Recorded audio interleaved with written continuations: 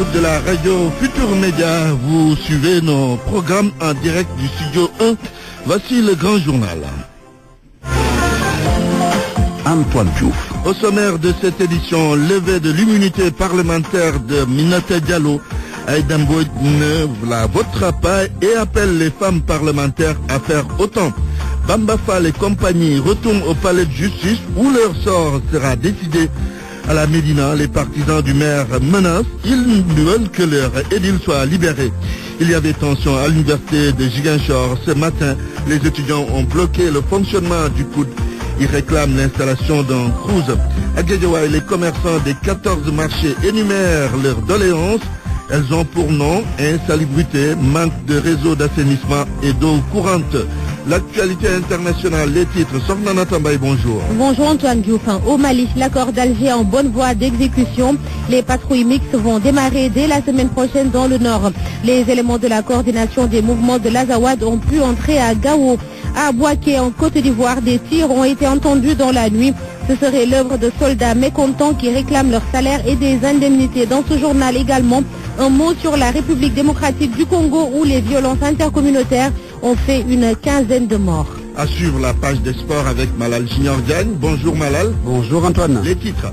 Cannes 2017, les Lions du Sénégal sont à Brazzaville pour la deuxième partie de la préparation de cette Coupe d'Afrique des Nations. Les Lions affichent leur objectif, passer d'abord le premier tour et disputer les autres matchs les uns après les autres. Ligue 1 sénégalaise débute la 10e journée avec en attraction ce samedi. Génération Foot qui reçoit à Déni Biramdao l'équipe de Niari Tali. On parlera également du stade Alassane Djigo. Après sa réhabilitation, le ministre des Sports averti, Martaba déclare il ne sera plus question d'accepter certaines pratiques dans le stade. À suivre la chronique de Mahmoudou Ibrakan, point de vue. Faut-il reporter la date des élections législatives? 12h30, c'est l'heure du rendez-vous. Bienvenue à toutes et à tous.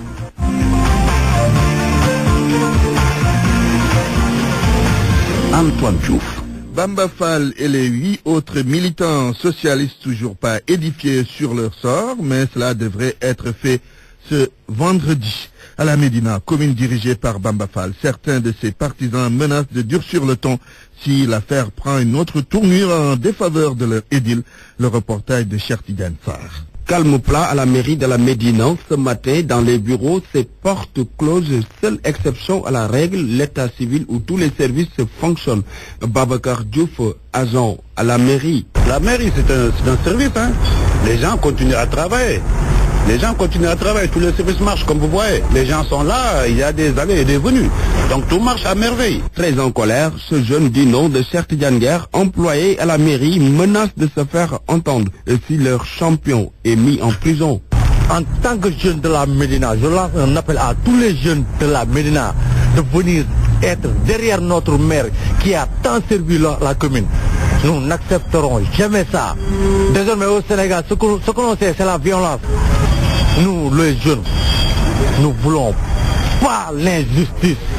Même discours aux alentours de la mairie. Pas question de laisser sacrifier Bamba Fall qui a toujours été au chevet des populations. Metti na ñepp, metti na wa Medina yépp.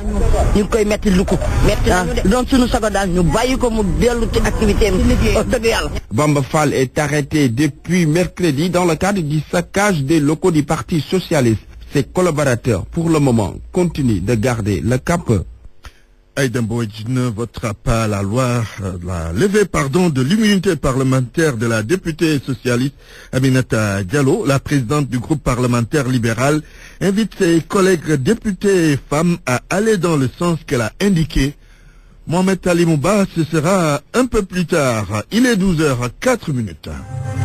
RFM, la radio de toute l'actualité. Les étudiants de l'université Hassan Sek de Ziguinchor dans tous leurs états, ils réclament que les autorités académiques installent le CROUS à la place du coude. Ils ont bloqué le fonctionnement des services et déguerpillent les différents agents. Lamine Ba.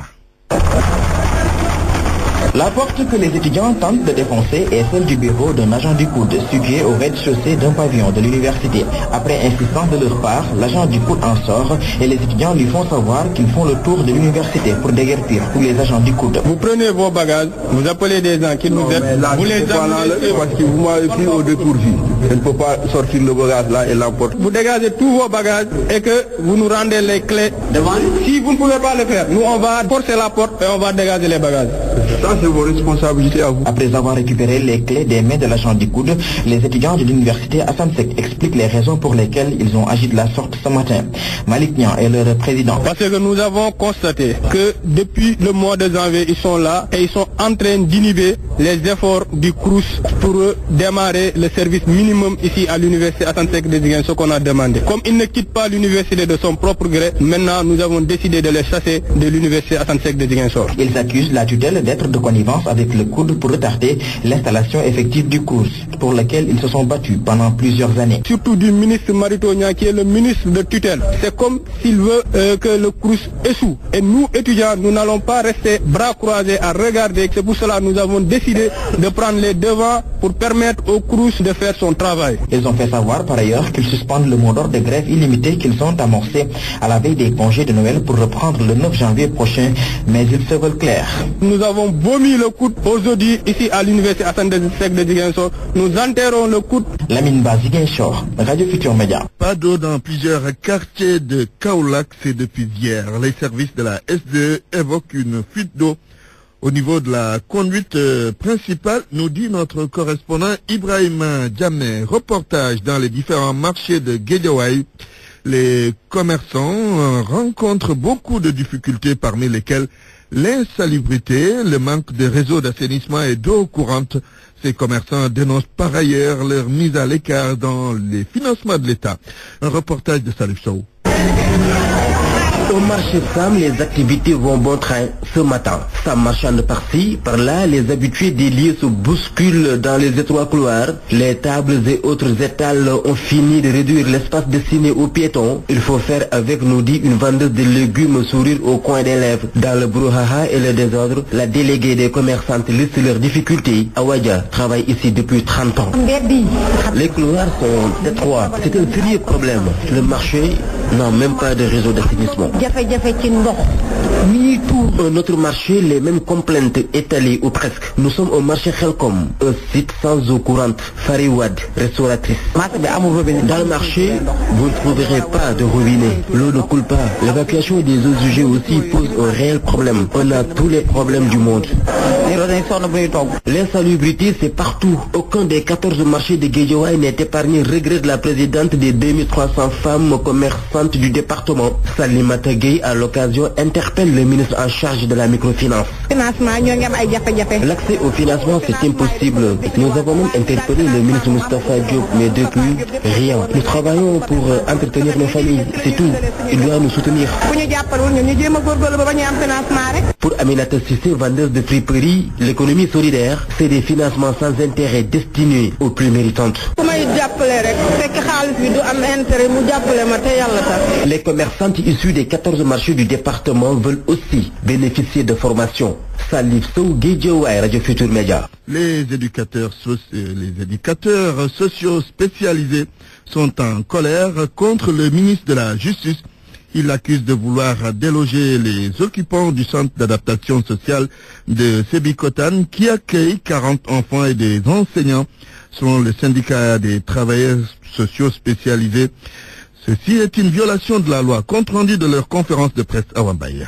La cohabitation est impossible. Des mineurs en conflit avec la loi ne peuvent pas habiter dans un même centre avec des agents de l'administration pénitentiaire en formation militaire et paramilitaire. Oumar Ndiaye, le secrétaire général du syndicat des travailleurs en éducation spécialisée de la justice du Sénégal, dit non à ce qu'il appelle une violation de la loi. Pédagogiquement, nous ne pouvons pas cohabiter, mettre ensemble des enfants placés par les tribunaux pour être rééduqués avec 200 élèves qui viennent subir une formation militaire et paramilitaire. Parce que le centre d'adaptation sociale de Sébikotane est un espace qui a été conçu pour la prise en charge d'enfants en situation particulièrement difficile. Des enfants qui présentent une inadaptation assez poussée. On ne peut pas mettre ces enfants-là avec des militaires et des paramilitaires. Comment pouvons-nous mettre dans un espace conçu et construit pour 40 personnes, comment peut-on y ajouter 200 personnes? Les travailleurs en éducation spécialisée interpellent les tribunaux pour enfants qui, selon eux, doivent prendre leurs responsabilités face à cette mesure jugée inappropriée du ministre de la Justice. Les enfants qui sont à Sébikotane sont placés par les tribunaux pour enfants du Sénégal. On ne peut pas les déplacer sans une modification de garde. Le centre d'adaptation sociale de Sébikotane est dédié à la prise en charge des mineurs de moins de 18 ans en conflit avec la loi et ils sont actuellement au nombre de 40.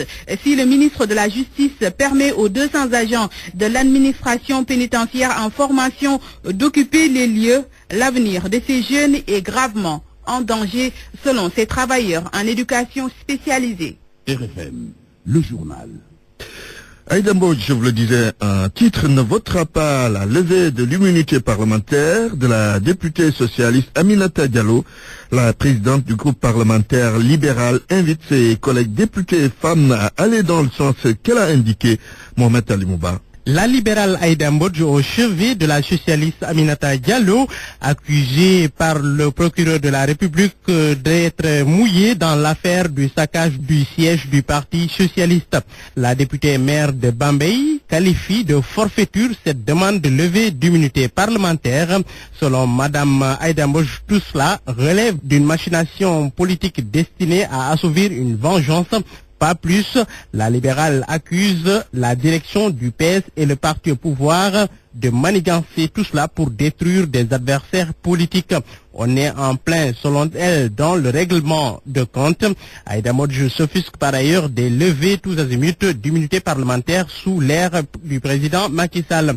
En record, dénonce-t-elle, si l'Assemblée nationale accède à la requête du procureur de la République, Aminata Diallo va s'ajouter à la longue liste des députés délestés de leur immunité parlementaire, notamment Oumar Sarr, Abdoulaye Baldé ou encore Barthélémy Diaz. RFM. L'actualité internationale. Rebonjour Sornana Tambaye. Rebonjour Antoine. Le Mali, plusieurs présumés terroristes ont été relâchés après quelques semaines de détention. Au total, une vingtaine de personnes ont été libérées au cours des 3 dernières semaines. Certaines sont mises sous contrôle judiciaire. Plusieurs de ces jeunes sont originaires de la région de Mopti. Selon un des avocats, les personnes accusées de terrorisme et innocentes sont nombreuses dans les prisons. Il demande leur libération. Pour lui, le gouvernement devrait éviter la confusion. Mali toujours, malgré les complications et un retard considérable, les patrouilles mixtes vont débuter. Le démarrage est prévu la semaine prochaine selon le chef adjoint de la MINUSMA. Il s'est félicité de l'entrée à Gao des éléments de la coordination des mouvements de l'Azawad. Ceux-ci ont été bloqués pendant plusieurs jours. Les patrouilles mixtes composées des groupes signataires de l'accord d'Alger ont pour objectif de sécuriser les populations, mais aussi faciliter la réinsertion des ex-combattants dans l'armée. Côte d'Ivoire, des tirs ont été entendus cette nuit. Et c'est dans la ville de Boaké-Antoine, selon RFI. Des militaires en colère auraient ouvert le feu. D'après des informations, ils avaient bloqué la nuit les 2 principaux axes de la ville. Ils revendiquent leur salaire et leurs primes. Une source municipale a révélé que des négociations sont en cours avec les militaires mécontents. Au Tchad, l'opposition réunit ses forces. Le pouvoir parle d'une alliance contre nature. Alors, il y a quelques jours, le Messie a vu le jour, Mouvement pour l'éveil citoyen, une vaste plateforme qui rassemble les principaux partis de l'opposition et les grandes organisations de la société civile, des syndicats, des avocats et des défenseurs des droits de l'homme. Le MPS, parti du président Idriss Déby, dénonce un attelage contre nature aux objectifs séditieux selon les propres termes du porte-parole Jean-Bernard Padaré. Le Messie a démarré ses activités, ce qui n'est pas du goût du parti au pouvoir. On y va au Cameroun où le journaliste Ahmed Abba est toujours en prison, son avocat dénonce.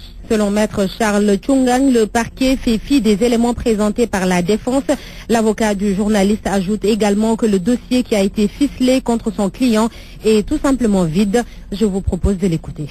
La province de Lors de la dernière audience, le tribunal avait annulé le rapport d'expertise présenté par le gouvernement et avait ordonné une nouvelle expertise en commettant 2 experts. Il était question que ces experts prennent notre tâche et celle de notre client afin que nous puissions procéder à une expertise contradictoire. Il se trouve que qui n'ont pas respecté cette exigence de la loi et de la décision. Donc nous avons soulevé encore une fois cette violation de la décision du tribunal ainsi que cette violation de la loi, et les débats n'ont pas accepté cette question. Et le tribunal a renvoyé donc le 2 février pour la continuation des débats. Le sentiment qui est le nôtre, c'est que nous avons un parquet qui ne veut pas examiner contradictoirement les preuves qu'il entend produire au tribunal et qu'il veut unilatéralement imposer ces preuves au tribunal. Donc c'est une difficulté majeure et ce sont des éléments qui sont sanctionnés par la nullité absolue des actes ainsi posés. Nous attendons donc voir ce que le tribunal décidera le 2 nous n'avons aucune crainte sur le dossier, et le dossier est complètement vide. Ahmed Abba, correspondant de RFI en langue Hausa au Cameroun, est accusé de complicité de terrorisme. Il a passé près de 30 mois en prison après plus de 10 audiences. Le procès n'a jamais pu se tenir. Plusieurs journalistes ont décidé de lancer une pétition pour le soutenir. En RDC, journée meurtrière hier avec des violences intercommunautaires. 15 personnes appartenant à l'ethnie bantou ont été tuées dans un village dans le sud-est. Dans cette partie du pays, les affrontements entre pygmées et bantous sont récurrents. Nous allons certainement y revenir dans le journal de 13 ans, Antoine. Merci, Sornana Tambay. Parole aux auditeurs. L'actualité, qu'en pensez-vous? Moi, je pense que vous devez. Réagissez dans nos éditions d'information sur l'actualité. La parole sur RFM. Point de vue, faut-il reporter la date des élections législatives? Le débat, c'est dans quelques minutes.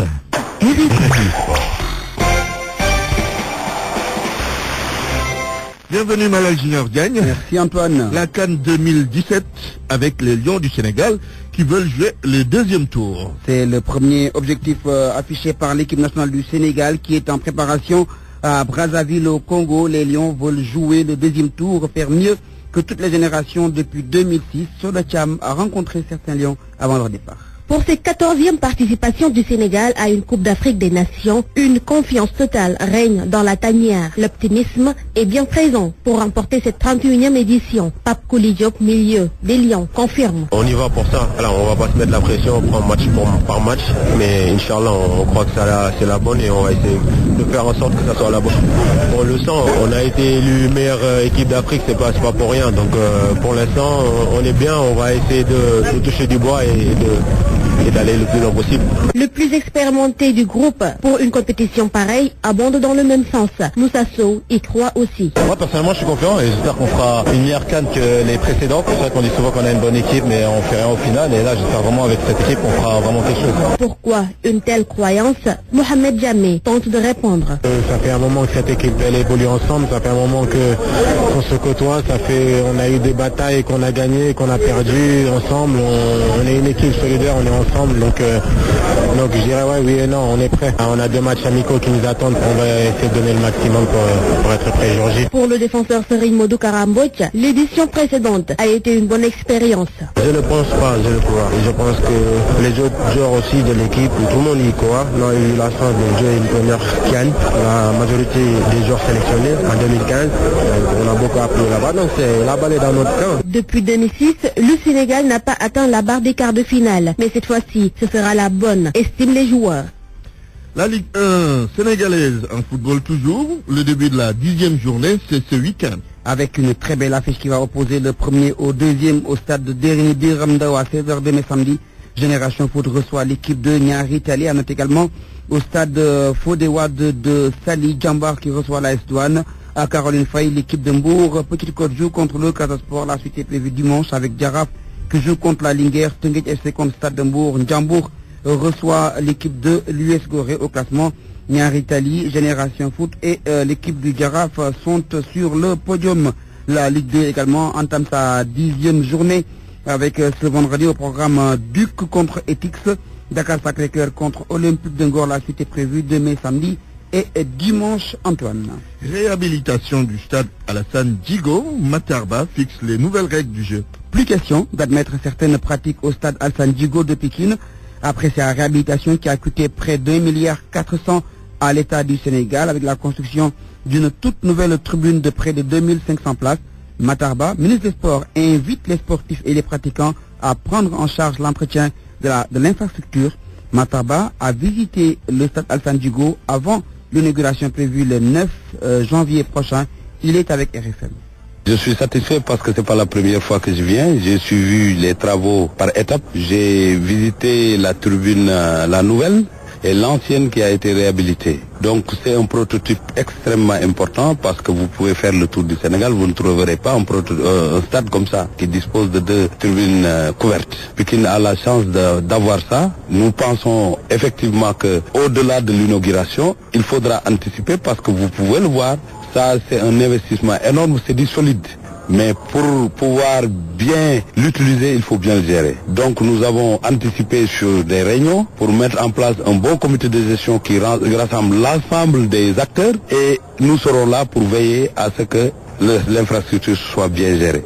Il y a des caméras de surveillance ici parce que nous n'aimerions pas que demain il y ait un match de Nawetan ou un autre match ou une autre organisation qu'on voit des gens venir couper le gazon pour mettre des gris-gris ou autre chose. Il faut dire les choses telles qu'elles sont parce que nous avons vécu la même chose après la réhabilitation par les Chinois. Après quelques années, c'était un champ de patates. On ne peut pas revenir avec cette même situation ici parce que l'investissement il est énorme et le Sénégal n'a pas que le sport comme priorité. N'oublions pas que les 1,4 milliards qu'on a mis ici, même plus, c'est l'argent des Sénégalais, c'est des deniers publics. Personne n'aura le droit de faire autre chose que de le préserver. Nous allons finir, Antoine, avec un mot de basketball avec la 6e journée du championnat national chez les filles. La AS Ville de Dakar joue contre Dom Bosco. Ce sera donc cet après-midi. Chez les hommes, Aspa joue contre l'ISO. La suite des rencontres est prévue durant le week-end. Merci, Malal Junior Diagne. RFM, la chronique du jour. Mamoudi Blakan, ton bloc-notes de la première semaine de la nouvelle année 2017. Le PS, la diaspora et ses 15 députés et l'électricité ont retenu ta réflexion. On ne croyait pas si bien espérer. Le président Macky Sall est apparu en Père Noël lors de son message de Nouvel An du 31 décembre. Il est donc descendu du ciel avec une baisse de 10% du prix de l'électricité. Une mesure qui ne peut être accueillie que par des visages radieux, tant les ménages et les entreprises n'avaient de cesse de se plaindre des factures de courant qui consumaient leur budget. Certes, les 10% de baisse ne réduisent pas à zéro nos factures, mais ils nous soulagent quand même un peu. À l'heure de la réduction du coût de production de l'électricité et à l'ère du mix énergétique et du solaire, vivement d'autres baissent en espérant que l'instable baril de pétrole ne vienne pas enflammer nos espoirs. Pour l'instant, c'est le lieu, pour une fois, de tresser des lauriers à une Sénélec naguère surnommée Coupélec, ou si vous préférez, Coupérec. Non seulement les coupures ont été drastiquement réduites, mais également Sénélec n'est plus un gouffre à milliards, perfusée qu'elle était à coup de subventions tirées des maigres caisses de l'État. Cerise sur le courant, une baisse du prix aux consommateurs. Tout à l'honneur de la gestion de la direction actuelle de la société qui peut se réjouir de ses lauriers sans dormir sur ses lauriers. Moralité, l'échec n'est pas une fatalité, quand bien même le succès n'est pas définitif. Si, avec la baisse du prix de l'électricité, le président Macky Sall a marqué un gros point social et économique, c'est en revanche à se demander s'il a été bien inspiré au plan politique d'avaliser la hausse du nombre de sièges de l'Assemblée nationale de 150 à 165. Une hausse de 10% du nombre des députés vient ainsi cacher, voire chasser, une baisse de 10% du prix de l'électricité. Voilà comment une mauvaise mesure politique peut venir gâcher, dans une certaine mesure, une bonne mesure sociale et économique. Erreur de timing, erreur politique, erreur de communication, peut-être les trois à la fois. Mais entendons-nous bien. Il ne s'agit pas de flétrir la décision consistant à affecter des sièges à la brave, dynamique et patriote diaspora sénégalaise. La question est de savoir si le pouvoir était obligé d'augmenter de 15 le nombre des députés et pas de les déduire des 150 déjà existants et déjà de trop de l'avis d'une bonne frange de la population. Et puis, Qu'est-ce qu'est devenu l'annonce antérieure du porte-parole du gouvernement d'une augmentation de 10 députés au titre de la diaspora? Pourquoi 15 au lieu de 10, voire de 5? On a tout compris. Clin d'œil électoraliste à une diaspora qui pèse lourd électoralement. Mais ce n'est pas rendre service à une Assemblée nationale déjà très critiquée, y compris par des députés de la majorité. Le débat est moins ce que les 15 députés de la diaspora vont coûter aux contribuables que l'opportunité d'une telle augmentation. Pour une diaspora qui envoie au pays officiellement 1 millier de milliards de francs CFA, ce serait manquer de générosité et de reconnaissance à son égard de mégoter sur le milliard qu'elle nous coûtera. Le Parti socialiste maintenant, le moins que l'on puisse dire, Mahmoudou, est que le vieux parti a choisi de ne pas laver son linge sale en famille. Le Parti socialiste n'a manifestement pas appris de ses erreurs du passé. En saisissant la justice de ses turbulences internes, il trahit le vieil adage voulant que le linge sale se lave en famille. Le vieux parti de Senghor, dont Ousmane Tanordien incarne politiquement et moralement l'héritage, avoue ainsi son échec sur une affaire, le référendum de mars 2016, où il s'agissait juste de dire en toute démocratie oui ou non à la réforme constitutionnelle du président Macky Sall.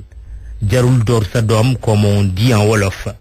Du pouvoir au pouvoir, en passant par l'opposition, le PS a engrangé une grande expérience, unique dans le paysage politique sénégalais, pour ne pas commettre une erreur de débutant. Loin de nous de vouloir minimiser, encore moins de justifier la violence. Au sein d'un tel parti devraient exister des mécanismes de règlement de crise en punissant au besoin les écarts de ces sauvageons à la place de convocation tout azimut à la DIC, au parquet ou au tribunal. Sans être d'accord avec leur méthode, une éventuelle condamnation de Bamba Fall pour les violents incidents de la maison Senghor et de Barthélémy Diaz pour la mort de Ndiaga Diouf du temps du pouvoir de l'éternel rival PDS, cette double condamnation pourrait donner au PS l'image d'un parti qui envoie ou qui laisse envoyer ses jeunes mères en prison. Qui veut noyer sa jeunesse l'accuse de crime, dirait-on. Plus grave, si la justice venait à déclarer Barthélémy Diaz, Bamba Fall et consorts coupables des crimes dont ils sont accusés, cela voudrait dire que le PS a hébergé pendant de longues années des criminels dans sa maison. Effet boomerang d'une crise socialo-socialiste, plutôt d'une sale guerre, Macky versus Khalifa Sall, qui n'aurait jamais dû franchir la porte de sortie de la maison du parti. RFM, la presse du jour. La presse du jour, c'est avec Mohamed Talimouba. Bonjour. Bonjour. Affaire du saccage de la maison du Parti socialiste, la chasse aux vandales se poursuit. Après avoir ferré Bamba Fall et compagnie, Serigne Bassirou Gueye repart à l'assaut. Selon l'Observateur de ce matin, le procureur de la République demande la levée de l'immunité parlementaire de la députée Aminata Diallo, par ailleurs chef de cabinet du maire de Dakar. Mandat d'arrêt lancé contre le fugitif Malick Diam. Quant à Bamba Fall et ses acolytes, le maître des poursuites requiert le mandat de dépôt contre eux. Après le deuxième retour de parquet, le maire de la Médina et ses camarades inculpés aujourd'hui croient savoir le quotidien. Le sort de Bamba Fall et compagnie entre les mains du doyen des juges. Celui-ci note là a le choix de les placer sous contrôle judiciaire ou les envoyer à l'hôtel de Rebeuss. Jour de vérité donc pour les présumés casseurs. Dans Vox Populi, le maire de Dakar se fâche et lâche. Je suis prêt, dit-il, à aller en prison. Si c'est moi qu'on vise, je me constituerai dès maintenant. Si j'étais sûr que ça arrêterait le processus. Pour Khalifa Sall, tout cela est une cabale, mais elle sera vaine. Titre de Direct Info, le Haut Conseil des collectivités territoriales en poche, Tanordien décapite la relève du Parti socialiste. Commentaire de Sucré Salé du quotidien, le linge sale se lave en famille, a-t-on l'habitude de dire, mais il est séché aussi en public. Chez les socialistes, notre leviériste, il est déballé au vu et au su de tout le monde. Ce dossier qui échappe au bureau politique du Parti socialiste est un véritable mélodrame où des camarades ont décidé de commettre des camarades-dicides, du néologisme sans doute, au nom de la conquête du pouvoir ou de la préservation de leurs avantages. C'est le choc des ambitions, s'exclame le confrère, de l'opportunisme complète pour sa part Alham de Vox Populi. La mise en demeure servie à l'ex-directeur de l'urbanisme par la CREI sera-t-elle vaine? Rien n'est moins sûr, puisque comme le relève la tribune, la fortune de Doudou Diagne a fini d'émouvoir plus d'un. L'homme a au moins pile pour justifier la licéité de ses avoirs, ses immeubles, ses terrains, ses sociétés, autres richesses. Pour le moment, constate Libération, le parquet de la juridiction spéciale a réussi à débusquer ses terrains, 5 immeubles et 6 villas. Le présumé voleur trônerait sur un patrimoine de 5 000 millions de francs CFA, soit 5 milliards. Son épouse et son fils règnent, eux, sur 2 immeubles, 3 villas et 10 terrains. Sablus, une société familiale au cœur du tonton qui n'a épargné aucun quartier de Dakar. Gambie, Yaya Jammeh recrute des mercenaires pour faire la guerre. Des Libériens, des Sierra Leone, croit savoir le quotidien. Le confrère note que face à l'intervention de la CEDEAO qui se précise, Jammeh est prêt à tremper les étendards gambiens dans la fange. Entre 300 et 400 millions ont accepté de monnayer leurs services. 240 000 francs CFA par jour. Ces recrutements, note le journal, sont confirmés par les analystes et autres experts. Le président Jammeh s'est résolu, selon le confrère, à solliciter les services de ses purs professionnels à cause du refus de certains éléments du MFDC de participer à la bataille qui se précise. Ce sont là, note le journal, les derniers beuglements d'un taureau sur le chemin de l'abattoir. À Banjul, pendant ce temps, c'est le sauve qui peut. Beaucoup de Gambiens ont décidé de quitter leur enclave pour se réfugier au Sénégal, ce par tous les moyens. Entre Dakar et Banjul, par ailleurs, ça chauffe. Jammeh rappelle et vire son ambassadeur du Sénégal, annonce les Échos. Cannes 2017, Matarba s'entretient avec le journal L'Observateur. Il bunkérise la tanière. La BIP, la brigade d'intervention polyvalente de la police, donc, va veiller sur les lions. Personne ne verra les protégés d'Aliou Cissé sans autorisation. Aliou Cissé, justement, est à la une de Sud Quotidien. Le Sénégal, dit-il, est un très bon outsider.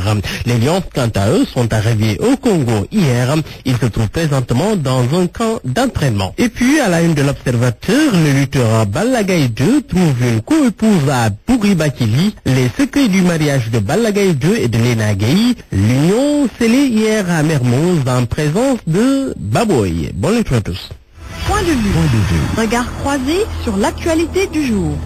Point de vue sur le report de la date des élections législatives. Faut-il reporter donc les élections législatives? Vous avez la parole. Parole aux auditeurs. L'actualité, qu'en pensez-vous?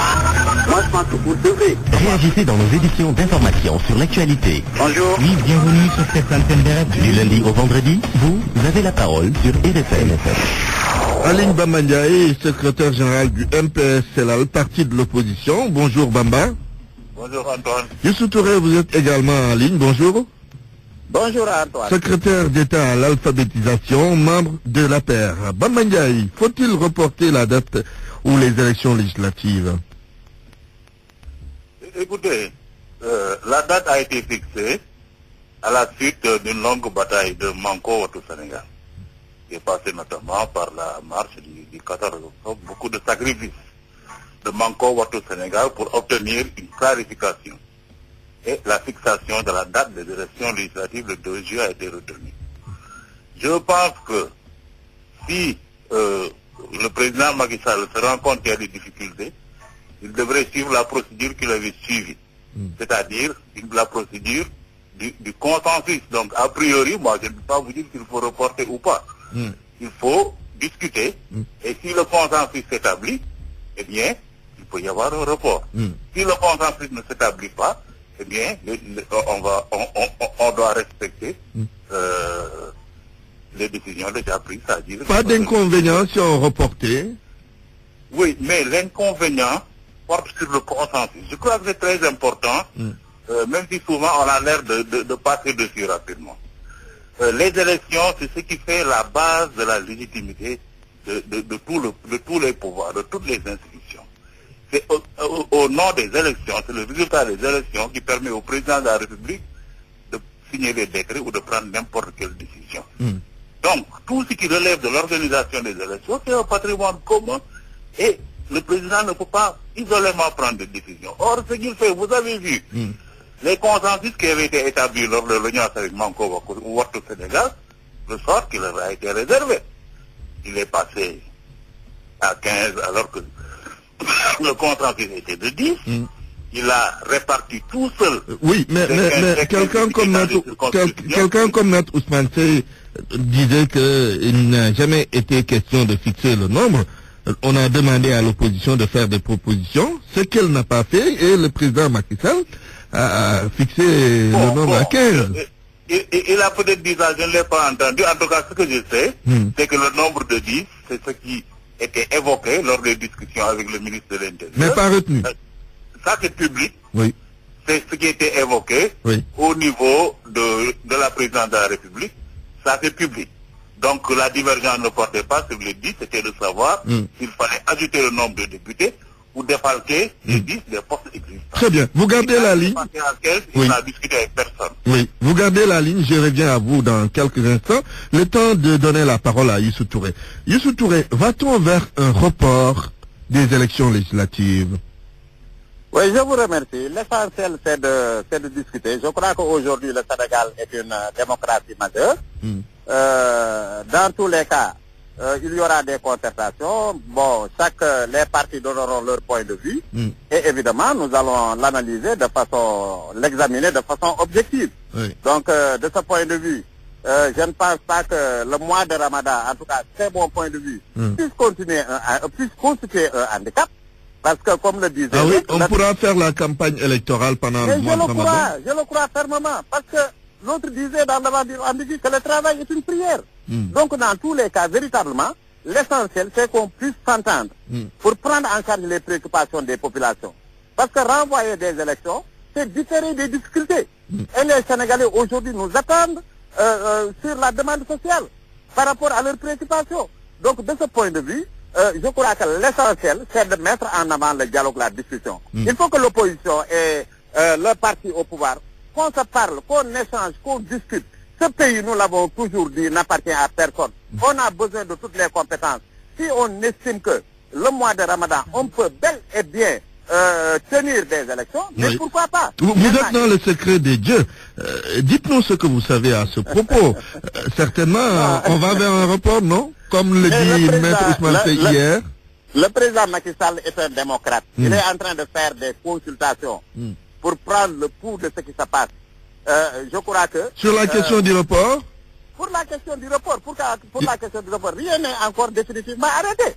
On est en train de discuter, d'échanger avec les Sénégalaises et les Sénégalais pour voir les responsables politiques, que ce soit au niveau du parti comme au niveau de l'opposition. Nous allons discuter, nous allons échanger. Et l'essentiel, c'est qu'il y ait un consensus extrêmement fort. Parce que nous l'avons dit, nous avons besoin de tout le monde pour faire avancer ce pays-là. Très bien. Donc ça ne peut pas constituer une difficulté. Une difficulté, oui.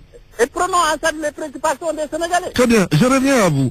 Bamba Ndiaye, le consensus, vous en avez parlé tout à l'heure, mais le constat c'est qu'il n'y a pas de consensus sur pas mal de questions, notamment la question électorale, le processus électoral. Alors, parlant de cette question précise, le report des législatives, vous croyez au consensus? Vous pensez qu'il y aura consensus? Bon, je ne peux pas savoir s'il y aura consensus avant qu'on ne discute. Donc, il faut d'abord discuter. Le consensus, c'est différent de la concertation. La concertation, c'est simplement le fait de discuter. Oui. Le consensus, c'est s'accorder sur quelque chose. Et la concertation, ce n'est pas la consultation dont on parle. Consultation, je vous demande votre point de vue, il me le donne. Vous me le donnez, mais ça ne m'engage à rien. Après, je fais ce que je veux. Manko ne s'inscrira jamais, selon moi, dans une logique de consultation ou de concertation. Ce que nous exigeons, c'est le consensus, c'est ça la tradition républicaine établie. Macky Sall doit revenir à cela. Maintenant, si on discute, il n'y a que deux possibilités. Il y a consensus ou il n'y a pas consensus. S'il y a consensus, le consensus est mis en œuvre. Maintenant, s'il n'y a pas consensus, on garde le statu quo. Oui, Youssou Touré dit qu'il n'y a aucun problème qu'on déroule la campagne pendant le Ramadan. Vous pensez la même chose que nous? comme on dit, puisque le ramadan concerne les musulmans, oui. La bataille de Badr a eu lieu pendant le ramadan. Si on peut faire la guerre, on peut aussi faire la campagne électorale, qui n'est quand même pas une guerre. Mais ça ne veut pas dire que c'est le point de vue que je propose. C'est une remarque simplement que je fais pour dire qu'au fond, tout est relatif, quoi. On peut parfaitement faire une campagne électorale pendant le ramadan, mais si on peut l'éviter aussi, c'est pas forcément une mauvaise chose. Très bien. Bamba Ndiaye, merci. Je rappelle que vous êtes le secrétaire général du NPS Celal. On termine avec Youssou Touré. Alors, sur cette question bien précise, Youssou, il y a certains qui pensent que tenir les élections même le 2 juillet est une violation du code électoral. Votre opinion là-dessus? Mais écoutez, les spécialistes apprécieront par rapport à l'opportunité de l'organiser durant le ramadan ou non. Mais tout ce que nous savons, c'est que nous sommes des musulmans majoritairement, il y a aussi les chrétiens et les catholiques. L'essentiel, nous l'avons toujours dit, le président Macky Sall et son gouvernement ont toujours privilégié le dialogue, la discussion, les concertations. Vous le savez, il y a eu le dialogue politique. L'opposition a participé, la frange la plus importante de l'opposition a participé à ce dialogue politique. Donc, il faudrait qu'on continue, qu'il y ait des concertations, qu'il y ait des discussions, qu'on associe aussi les chefs religieux, qu'on les associe à la réflexion, pour qu'ensemble que nous puissions véritablement retenir une date. De ce point de vue, rien n'est encore définitivement décidé. On va continuer les concertations, l'opposition et nous devons nous parler, nous devons discuter, nous devons aussi écouter les chefs religieux, donner leur point de vue. Parce que nous sommes un pays à majorité musulmane et chrétienne et catholique. Donc de ce point de vue, je crois que rien n'est encore perdu. Continuons les discussions pour voir quelle sera la meilleure solution pour que cette question-là soit prise en charge de façon très correcte. Youssou Touré, merci. Je rappelle que vous êtes membre de l'APR, vous êtes secrétaire d'État à l'alphabétisation. C'est fini pour Point de Vue, la météo avant de boucler cette édition. À partir des prochaines 24 heures, des voiles de nuages couvriront partiellement la moitié nord du pays, laissant le reste du territoire sous un ciel ensoleillé, voire dégagé par endroits. Une légère hausse des températures journalières est prévue au courant du week-end et en début de semaine prochaine, notamment dans la journée du lundi sur les régions Est et Sud-Est. La fraîcheur nocturne et matinale se maintiendra sur le pays où les températures minimales tourneront autour de 15 degrés sur certaines localités du sud et du nord du territoire. Voici maintenant le rappel des titres. Antoine Diouf. Levée de l'immunité parlementaire d'Aminata Diallo, Aïda Mbodj ne la votera pas et appelle les femmes parlementaires à faire autant. Bamba Fall et compagnie retournent au palais de justice où leur sort sera décidé aujourd'hui à la Médina. Les partisans du maire menacent, ils veulent que leur édile soit libéré. Il y avait tension à l'université de Ziguinchor ce matin. Les étudiants ont bloqué le fonctionnement du coude. Ils réclament l'installation d'un cruise. Et puis à Guédiawaye, les commerçants des 14 marchés énumèrent leurs doléances. Elles ont pour nom insalubrité, manque de réseaux d'assainissement et d'eau courante. Journal présenté par Antoine Diouf en direct du studio numéro 1, studio Awambaye. À la technique, il y avait Vincent Mamadou Diop et Alim Badra Diallo. À la réalisation, El Haj Daouda Diouf, Régie Pape Oumar Diaw. 13h, la grande édition en Wolof avec Mamadou Mohamed Yaye. Tout de suite, c'est Dialgati Sibar. Excellent après-midi à toutes et à tous.